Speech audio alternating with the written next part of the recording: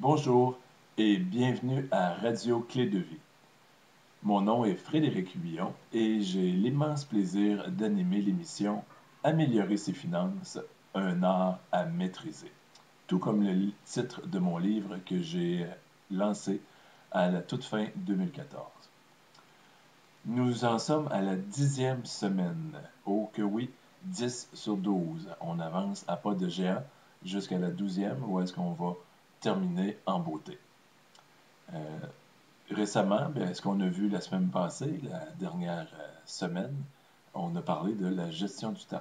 Donc, le temps, c'est de l'argent. La fameuse phrase cliché, où est-ce qu'on le dit ou on entend régulièrement. Et bien avant, je fais un petit topo rapidement là, pour voir là, tout ce qu'on a vu depuis le début et on avance quand même de façon intéressante là, sur différents sujets qui viennent toucher de très très près et d'un peu près là, les finances personnelles. Donc, on a parti avec les objectifs et la semaine passée, avec la gestion de temps, on a fait un lien avec ces deux émissions-là. On a parlé de fameuse contrôle des dettes en deuxième semaine. J'ai voulu le mettre tout de suite en deuxième semaine pour pouvoir là, donner le plus de chance aux gens qui écoutent ces émissions-là de pouvoir là, mettre la main à la pâte et de pouvoir améliorer leur situation financière le plus rapidement possible. Donc, c'est pour ça que j'ai voulu la mettre dès le départ. Après, on a joué avec les états financiers personnels. J'y crois très fort à ce concept-là. Ce n'est pas que les entreprises qui doivent mettre sur papier leurs états financiers. Bien, de façon personnelle, il est important de le faire pour voir là, quelle est la tendance qu'on est en train de faire là, dans nos états financiers. Et en troisième et plus en quatrième semaine, où est-ce que j'ai parlé plus spécifiquement du bilan, on a parlé de la valeur nette qui vient déterminer un peu l'historique jusqu'à aujourd'hui où j'en suis et après ça, d'année en année, si je veux vérifier mon amélioration, bien c'est à partir de ce concept-là que je peux voir si je m'améliore effectivement, si je m'enligne sur une indépendance financière ou pas. Et on a vu plein d'autres facteurs, autant les placements, les assurances-vie, jusqu'à la semaine dernière, où est-ce qu'on a parlé de se payer en premier.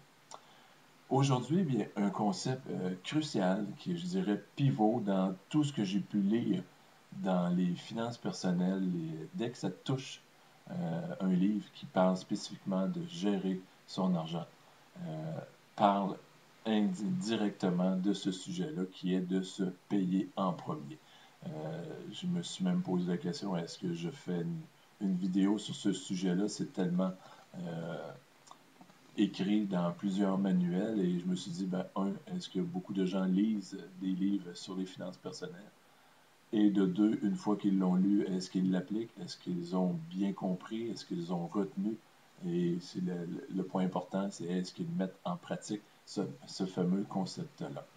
Donc, se payer en premier, bien, c'est tout simplement de déterminer à un moment de notre vie, exemple, aujourd'hui, je décide que ma situation financière devient importante pour moi, je lui donne de la valeur. Et comment je peux améliorer mes finances personnelles? Oui, avec les états financiers, je vais voir l'allure, j'essaie de faire plus de revenus que de dépenses. On a vu ça en troisième capsule, troisième vidéo. Et il y a le fameux concept de se payer en premier, donc de s'auto-discipliner à faire un peu d'épargne, à mettre de l'argent de côté.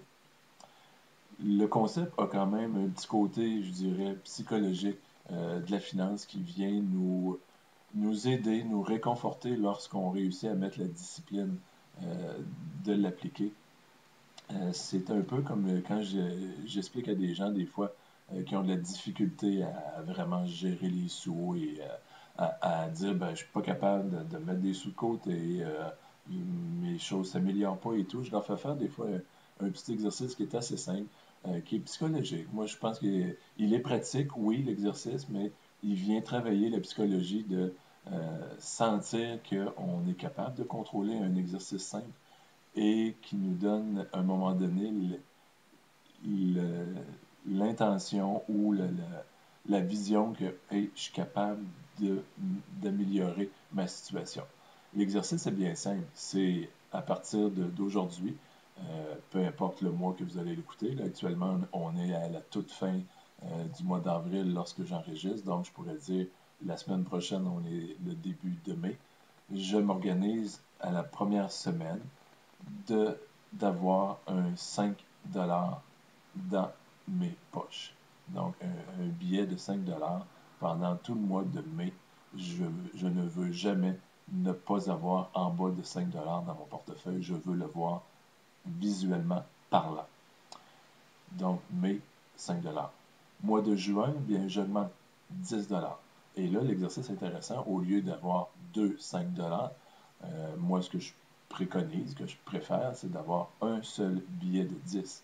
Donc, les gens qui ont de la difficulté à toujours avoir de l'argent, des fois, ils peuvent voir juste des 5 passer, rentrer, sortir et jamais voir de 10. Donc là, dans le deuxième mois, on est rendu avec un billet de 10. Vous imaginez qu'au quatrième mois, on va avoir un billet de 20. Et après 10 mois, on va avoir un billet de 50 Et à la fin de l'année, bien, c'est 12 mois, 5 par mois. On aurait 60 toujours dans notre portefeuille. L'idée n'est pas de dire j'accumule, j'accumule. Il y a un principe de dire il faut que l'argent circule et que là, ben, je la trésorise, donc je la garde avec moi et je veux pas qu'elle circule. C'est pas l'idée de là.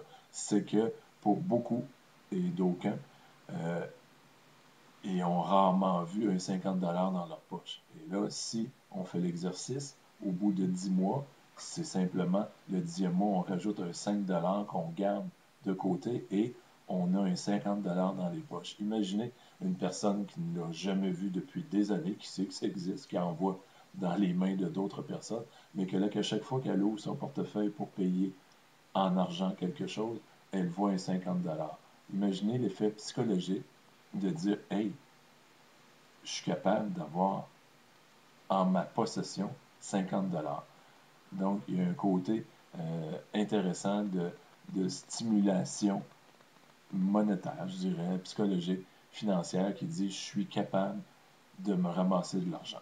Donc, se payer en premier vient travailler ce même effet psychologique-là, de dire, bien, je suis capable de petit à petit d'accumuler un certain montant dans un compte de banque ou dans un placement. Ce qu'on fait avec par après, c'est vraiment très personnel, mais le but, c'est vraiment de réussir à économiser. Quel pourcentage on devrait économiser? La majorité parle d'un 10%. Déjà là, 10%, pour certains, c'est énorme. Et j'ai déjà lu dans un livre qui disait ben, 10%, c'est vraiment la toute base, 20%, c'est moyen. Puis si tu veux vraiment devenir dans la classe riche de la population, ben, économise 30%. Super pour un étudiant qui reste chez papa-maman, qui commence à travailler un peu, se garde 30% de côté dans un compte à part et dépense 70% qui reste. Il n'y a pas de loyer, très peu de nourriture à payer, peut-être un petit peu de transport, soit une automobile qui réussit à se payer et tout, mais qui réussit quand même à mettre 30% de côté. Mais prenons pour acquis qu'on part avec l'idée de 10%. Et je disais tout à l'heure, pour certains, c'est déjà la catastrophe, leur dire hey, il faut que tu économises du jour au lendemain, tu commences à mettre 10% de côté. C'est oh là là, c'est énorme. Des fois, je m'amuse à dire à des gens dans ce domaine-là, quand on parle de ce sujet-là, OK, maintenant, moi, je suis ton boss et je t'aime le visage, j'aime la façon que tu travailles et tout ça. Je t'accorde 10% d'augmentation de ton salaire. Et là, je pose la question, qu'est-ce que vous allez faire, qu'est-ce que tu vas faire avec ce 10%-là de plus dans tes mains? Et là, c'est pas long que les gens, oh, si je vais faire ci, je vais faire ça, je vais pouvoir faire ci, je vais pouvoir faire ça. Puis là, que ce soit bon financièrement ou pas, ça n'a pas d'importance. Si les gens donnent plus des idées à dire je vais améliorer ma situation financière avec ça en diminuant mes dettes, en faisant des placements, ou il y en a d'autres que carrément ils vont dire ben, je vais le dépenser, je vais aller plus souvent au restaurant, je vais pouvoir me payer un loisir, faire un voyage. Toutes les idées là, peuvent sortir. Bien, ce que je finis par dire à la suite de cet exercice-là, c'est de dire, ben, tu vois, ce que ça t'a pris pour penser, l'énergie que ça t'a pris pour penser, qu'est-ce que tu ferais avec un 10% de moins, ça devrait être la même énergie pour penser à trouver des solutions pour avoir 10% de moins euh, par rapport à ton revenu. Donc, on économise, on met de côté un 10%. Là, les gens commencent à réfléchir, oui, c'est vrai. Ça devrait être aussi facile de dire, ben, maintenant, je pense à ce que je peux faire avec 10% au lieu de penser, oh, je vais être obligé de me serrer la ceinture. Et là, le budget et tout ça là, peut venir en compte là-dessus. Des petits exemples de comment ça peut se faire. Bien, c'est sûr que 10%, si c'est beaucoup, beaucoup trop pour certains, bien, pourquoi ne pas commencer à 1%?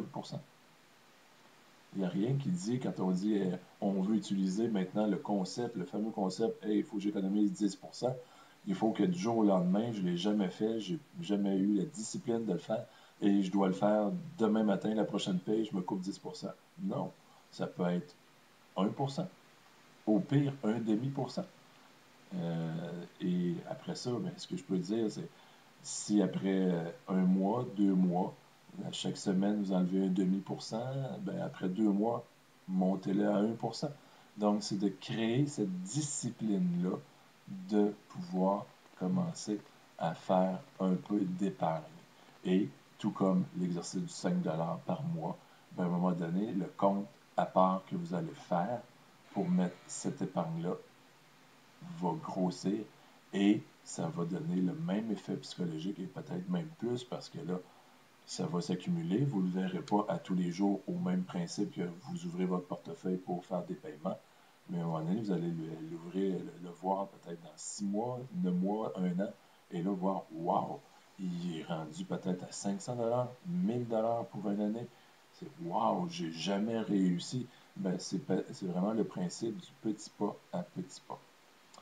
Il y a plein d'autres façons là, de pouvoir commencer à travailler ce principe-là de se payer en premier, mais la base est vraiment de trouver une façon qui nous est propre. Et souvent, les gens le font par retrait automatique. Donc, ils demandent à l'employeur, ben, OK, ou à l'employeur ou à l'institution financière, dès que ma paie rentre, ben, tu prends, souvent les gens sont payés à taux fixe, donc à chaque semaine reçoivent, mettons, 500$ dans leur compte de banque, ben, ils peuvent dire à l'institution financière, le vendredi matin, tu prends 10%, donc 50$, et tu le transfères dans un autre compte, un épargne stable ou quoi que ce soit. Et moi, je ne le vois pas, donc quand j'arrive dans mon compte chèque, où est-ce que ma paye est déposée, bien, j'ai 450$ de disponible et non 500$. Donc, je vais vivre avec ça, mais je fais à bon escient le concept de se payer en premier.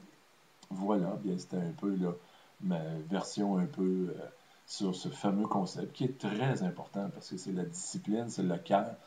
Beaucoup de gens sont devenus riches avec ce genre d'habitude-là, d'avoir créé l'autodiscipline, de mettre des sous de côté. Et lorsque des gens qui font ça, des fois rencontrent des employeurs, bien, l'employeur peut le pressentir que cette personne-là a cette autodiscipline-là de mettre de côté pour euh, améliorer ses finances. Donc, il y a une énergie qui circule et qui peut transparaître à travers de ça. La semaine prochaine, bien, je vais vous parler un peu plus de gratification et aussi, surtout, équipe de rêve. Donc, on ne travaille pas seul, normalement, dans les finances et je vais vous en glisser un mot un peu plus sur ça. Sur ça, bien, je vous souhaite une excellente fin de journée, fin de semaine et à la semaine prochaine. Au revoir.